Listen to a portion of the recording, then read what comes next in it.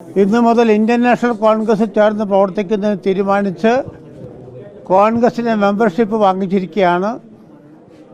KPCCയുടെ working president ശ്രീമാൻ T Siddique MLAയും അതുപോലെ advocate Sunny Joseph MLA, IC Balakrishnan MLA, രാഷ്ട്രീയകാര്യ സമിതി അംഗം ശ്രീമതി PK ജയലക്ഷ്മി തുടങ്ങി PP ആരി തുടങ്ങി KL പൗലോസ് തുടങ്ങി എല്ലാ നേതാക്കന്മാരും ഉൾപ്പെടെയുള്ള എല്ലാവരുടെയും സാന്നിധ്യത്തിലാണ് ശ്രീ മധുവിന് മെമ്പർഷിപ്പ് നൽകിയിരിക്കുന്നത്.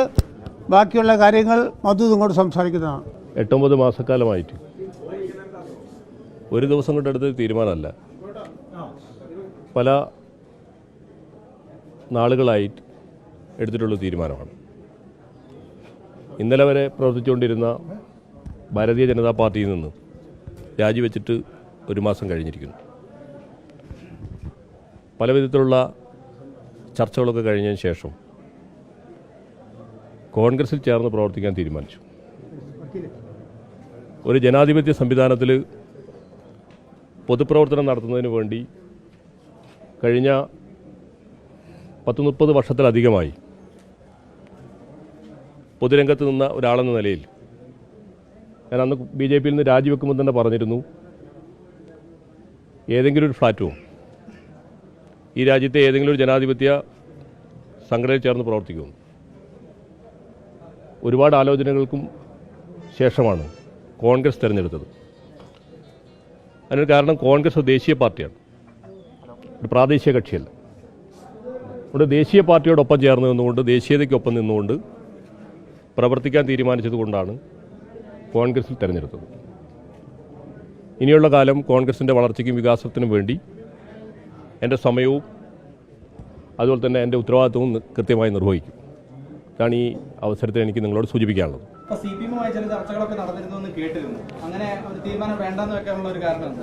CPM-ആയിട്ട് ചർച്ചകൾ നടത്തിയെന്ന് പല കക്ഷികളും സംസാരിച്ചിരുന്നു. അതിലൊരു കക്ഷിയാണ് അത്. ഞാൻ നേരത്തെ സൂചിപ്പിച്ചല്ലോ, ഞാൻ ആദ്യം പറഞ്ഞതിൽ തന്നെ അതിനുള്ള ഉത്തരവുണ്ട്. ഒരു ദേശീയ പാർട്ടിയാണ്. കാരണം ഭാരതീയ ജനതാ പാർട്ടിക്ക് ബദലായി നിൽക്കുന്നതിന് വേണ്ടിയിട്ടുള്ളൊരു പാർട്ടി എന്ന നിലയിൽ അത് കോൺഗ്രസിനെയാണ് കാണുന്നത്. CPM-ഓ അല്ലെങ്കിൽ മറ്റേതെങ്കിലും ഒരു കക്ഷിയോ പാർട്ടിയോ BJPക്ക് ബദലായിട്ടുള്ളൊരു പാർട്ടിയായിട്ട് കാണുന്നില്ല. അതുകൊണ്ടാണ് കോൺഗ്രസ് ചേർന്നത്. നരേന്ദ്രമോദിയുടെ നേതൃത്വത്തിലുള്ള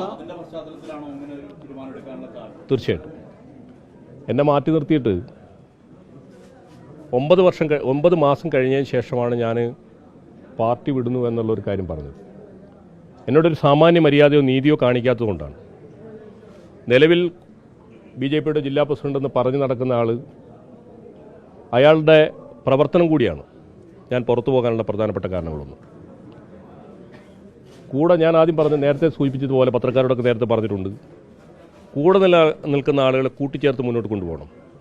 ആ കൂട്ടിച്ചേർത്ത് മുന്നോട്ട് കൊണ്ടുപോകാൻ സാധിക്കാത്തതുകൊണ്ടാണ് കേരളം പോലെയുള്ള സംസ്ഥാനത്ത് പോലും പിന്നോട്ട് പോകുന്നത്, മുന്നോട്ട് പോകാൻ സാധിക്കാത്തത്. അതുകൊണ്ടാണ് ഞാനും സന്ദീപും അടക്കമുള്ള ആളുകൾ ഈ പാർട്ടിയിൽ നിന്ന് രാജിവെച്ച് മറ്റൊരു പ്രസ്ഥാനത്തിലേക്ക് പോയത്. സംസ്ഥാന അധ്യക്ഷന് വേണ്ടിയിട്ടാണ് ഈ ജില്ലയിൽ സംസ്ഥാന പ്രസിഡന്റിന് ഏറ്റവും കൂടുതൽ പിന്തുണച്ചതും. നിങ്ങൾക്കറിയാം, മുൻപ് 2021 നിയമസഭാ തെരഞ്ഞെടുപ്പ് കഴിഞ്ഞപ്പോൾ പല വിധത്തിലുള്ള ആരോപണങ്ങൾ അദ്ദേഹത്തിൻ്റെ പേരിലുണ്ടായിരുന്നു. വയനാട്ടിൽ വളരെ കുറഞ്ഞ ആളുകൾ മാത്രമാണ് അദ്ദേഹത്തെ സപ്പോർട്ട് ചെയ്യുന്നത്.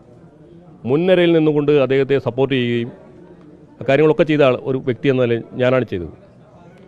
അപ്പോൾ അദ്ദേഹത്തിന് തീർച്ചയായിട്ടും എന്നെ സംരക്ഷിക്കാനുള്ള ഉത്തരവാദിത്വം ഉണ്ടായിരുന്നു. അത് ചെയ്തില്ല. ഈ നരേന്ദ്രമോദിയുടെയും അമിത്ഷായുടെയും നേതൃത്വത്തിൽ കുറച്ചു കാലമായിട്ട് ഇന്ത്യയിൽ നടപ്പാക്കിക്കൊണ്ടിരിക്കുന്ന തീവ്ര ഹിന്ദുത്വത്തിനെതിരായിട്ട് കോൺഗ്രസ് ആണ് ഇപ്പോൾ ഒരു മുഖ്യ പ്രതിപക്ഷമായിട്ടുള്ളത്. അപ്പോൾ ആ ഒരു വിദ്വേഷത്തിന്റെ കടയിൽ നിന്ന് ഇറങ്ങി സ്നേഹത്തിന്റെ കടയിലേക്ക് വന്നു എന്നാണോ നിലപാട്? അങ്ങനെ നിലപാട് മാറ്റിയിട്ടാണോ വരുന്നത്? അല്ല, അങ്ങനെയൊന്നും ഞാനിപ്പോൾ പറയുന്നില്ല. ഇത് സ്നേഹത്തിൻ്റെ കടയാണോ വിദ്വേഷത്തിൻ്റെ കടയാണോ എന്നുള്ള അനുഭവത്തിൻ്റെ വെളിച്ചത്തിലാണ് നമുക്ക് പറയാൻ വേണ്ടി സാധിക്കുള്ളൂ. അനുഭവം ഉണ്ടാവണം. ഞാനിപ്പോൾ ഇവിടെ വന്നിട്ട് കോൺഗ്രസ് നല്ലതാണ്, മിടുക്കനാണെന്നൊക്കെ ഇവിടെ നിന്ന് പറയുമ്പോൾ ഇന്നലെ വരെ ഞാൻ പറഞ്ഞതും സംസാരിച്ചതുമായിട്ട് ബന്ധപ്പെട്ട് ഒരുപാട് വ്യത്യാസങ്ങളുണ്ട്. നിങ്ങൾക്കത് വിശ്വസിക്കാൻ പ്രയാസമുണ്ടാവും. നമുക്ക് അനുഭവം ഉണ്ടാവണം. അനുഭവമാണ് ഏറ്റവും വലിയ ഗുരു. സന്ദീപ് വാര്യർ BJP വിട്ടപ്പോൾ പറഞ്ഞത് പ്രവർത്തിക്കാൻ അവിടെ നിന്നു പോകാൻ കഴിയാത്തത്ര വർഗീയത BJP പ്രചരിക്കുന്നുണ്ട്, പുറത്തേക്ക് വന്നപ്പോഴാണ് ഒരു സമാധാനമായത് എന്നാണ്. അങ്ങനെ ആ രീതിയിലൊരു അഭിപ്രായം താങ്കൾക്കുണ്ടോ? അല്ല, അതൊക്കെ നമ്മൾ അനുഭവിച്ചല്ലേ പറയുള്ളൂ. അപ്പോൾ അവിടെ വന്നിട്ടുള്ള അനുഭവം മാത്രമല്ല എനിക്കുള്ളൂ. അപ്പോൾ ഇതിൽ വന്നിട്ടുള്ള ഒരു കാര്യം എനിക്കില്ലല്ലോ. അത്ര അനുഭവങ്ങളുടെ ബോധ്യത്തിന്റെ അടിസ്ഥാനത്തിലൊന്നല്ല ഇപ്പോൾ വന്നിട്ടുള്ളത്. അനുഭവങ്ങളില്ലല്ലോ. ഇനി പുതിയതായിട്ട് അനുഭവങ്ങൾ ഉണ്ടാവണം. അതൊക്കെ രാഷ്ട്രീയപരമായിട്ടുള്ള ഇപ്പോൾ നിലവിലുള്ള കേരളത്തിലെ പ്രതിപക്ഷ ബെഞ്ചിൽ ഭരണവും BJPയും തമ്മിലുള്ള ഒരു എന്താ പറയുക ഒരു അണ്ടർസ്റ്റാൻഡിംഗ് ഉണ്ട്, ഒരു കൂട്ടുകെട്ടുണ്ട്, ഒരു അവിശുദ്ധമായിട്ടുള്ളൊരു കാര്യമുണ്ട്. അപ്പോൾ അതൊക്കെ അതിൻ്റെ ഭാഗമായിട്ട് നടക്കുന്നത് ഒരു ബാലൻസിങ് ആവശ്യമായിട്ടുണ്ട്. തീർച്ചയായിട്ടും ഗ്രൂപ്പിൻ്റെ അടിസ്ഥാനം ഉണ്ടല്ലോ. അതിലിപ്പോൾ സംഘടനാ തെരഞ്ഞെടുപ്പ് നടക്കാൻ വേണ്ടി പോവുമല്ലോ. രണ്ടു കൂട്ടരും കൂടി തീരുമാനിച്ചിട്ടുണ്ടോ ആരാണ് പ്രസിഡന്റ് എന്ന് പറയുന്നുണ്ടോ? ഒന്ന് ചേർന്നിട്ട് പ്രസിഡന്റ് ഉണ്ടാവോ? അങ്ങനെ ഉണ്ടാവുമെന്ന് ഞാൻ വിചാരിക്കുന്നില്ല. ഒരു തരത്തിലുള്ള ഓഫറുകൾ കോൺഗ്രസ് പറഞ്ഞിട്ടില്ല. ഒരു ജനാധിപത്യ പാർട്ടി എന്ന നിലയിൽ ഇതിനോട് ചേർന്ന് നിന്ന് പ്രവർത്തിക്കാൻ ഞാൻ സന്നദ്ധത അറിയിച്ചു, അവർ സ്വീകരിച്ചു.